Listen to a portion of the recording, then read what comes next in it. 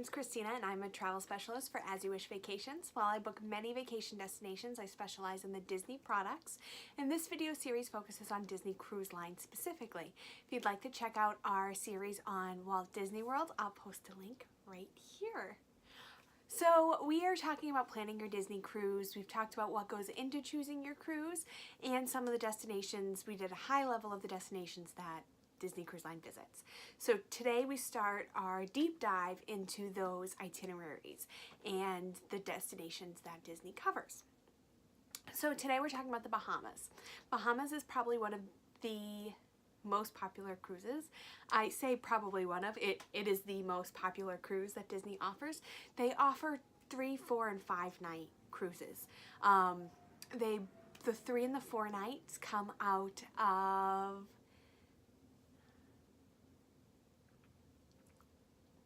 They offer 3, 4, and 5 nights out of Port Canaveral on the Disney Dream.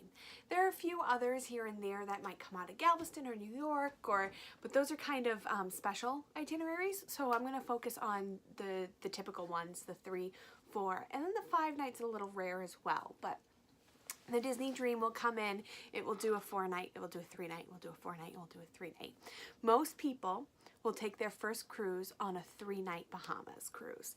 Now, this might be good if you're concerned about motion sickness, but if it is your first cruise, I feel like those 3 nights aren't enough to explore the ship really.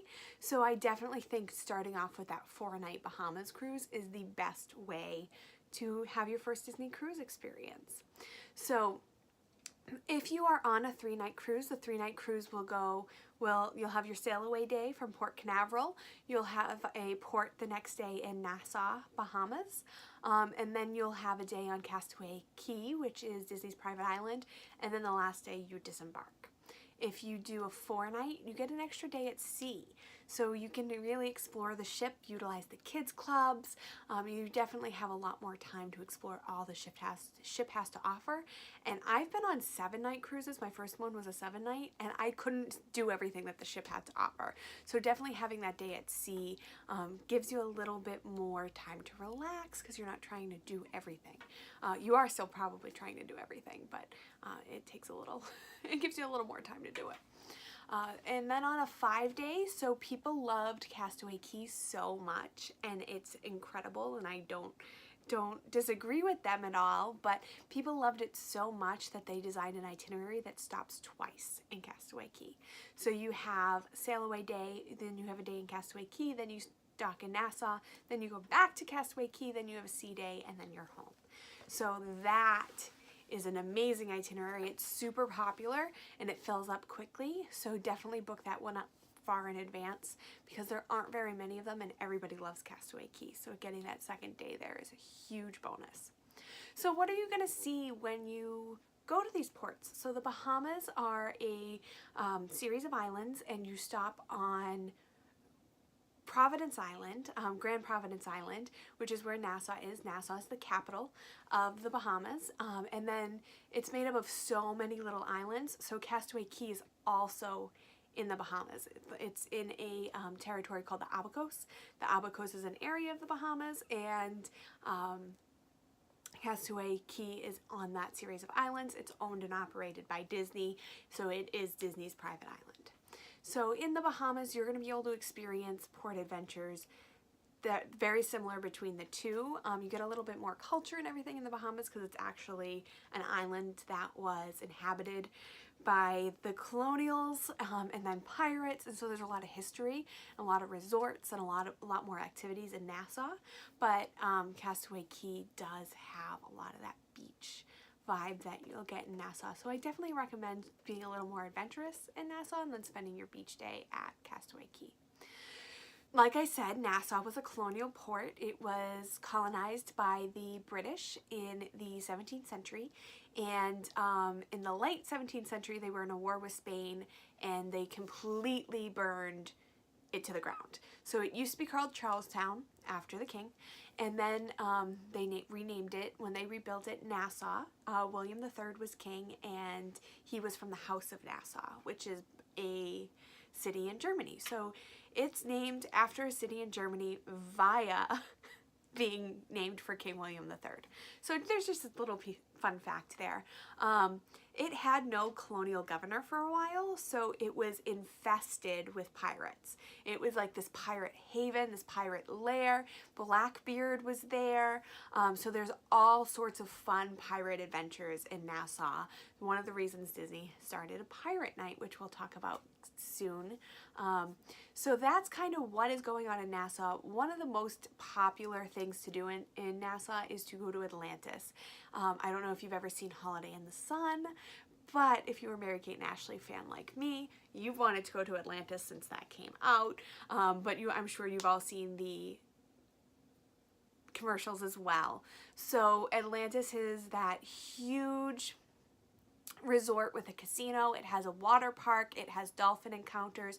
So a lot of people will take an excursion over there. Some of the things that you can do there are explore their recreation of a excavation of dig type thing. They tried to rebuild Atlantis. There's all sorts of snorkeling. There's reefs. Again, dolphin encounters. There was like 7 different options of dolphin encounters. There's the casino. There's just hanging out by the beach. There's a huge adventure water park for the kids or adults if you like water parks. I'm personally not a water park fan. And then if you want to do something more historical, you can tour Old Nassau. You can do a pirate adventure. You can go, there's a botanical garden that has like 200 species of rare birds.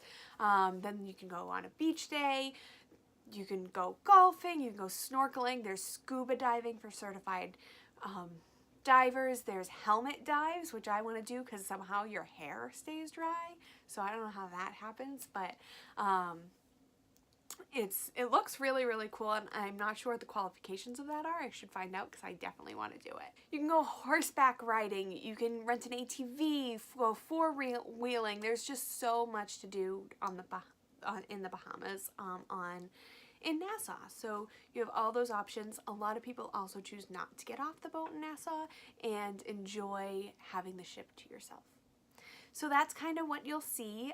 Then you go to Castaway Cay. So Castaway Cay, as I said, is Disney's private island. It is consistently winning awards for the best cruise line private island. Royal Caribbean has a few. They all really have at least one, if not 2 private islands, and Disney's blows them all out of the water.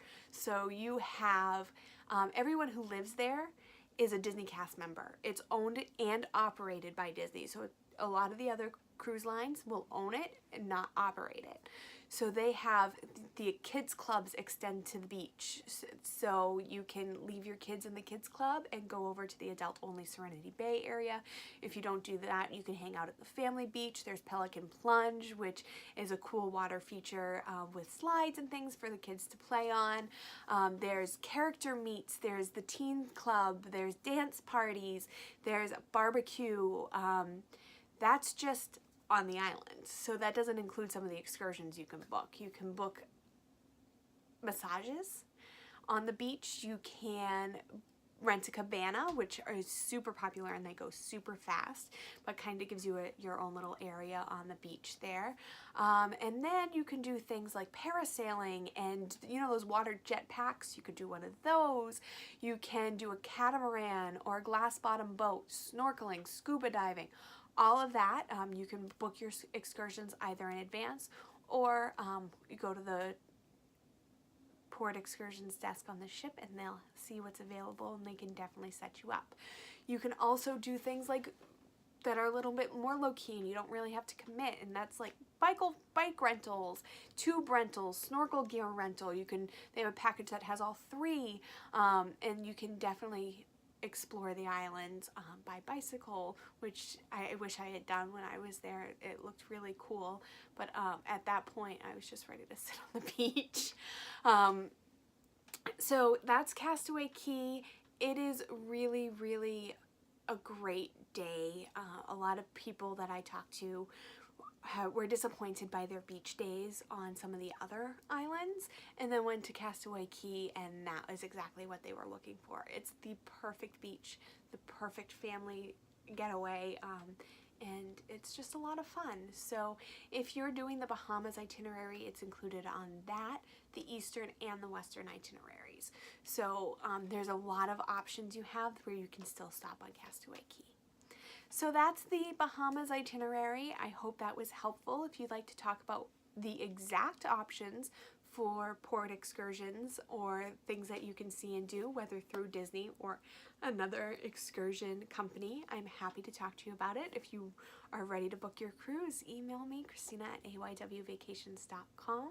If you want to see more deals, discounts, promos, things like that, make sure you're following me on social media at aywcristina. Thank you guys all for joining me. Please make sure you subscribe to my channel. If you found this was helpful, please leave me a comment below. It helps other people find me and get the information that they need. So thank you again, and I hope all your vacations are exactly as you wish.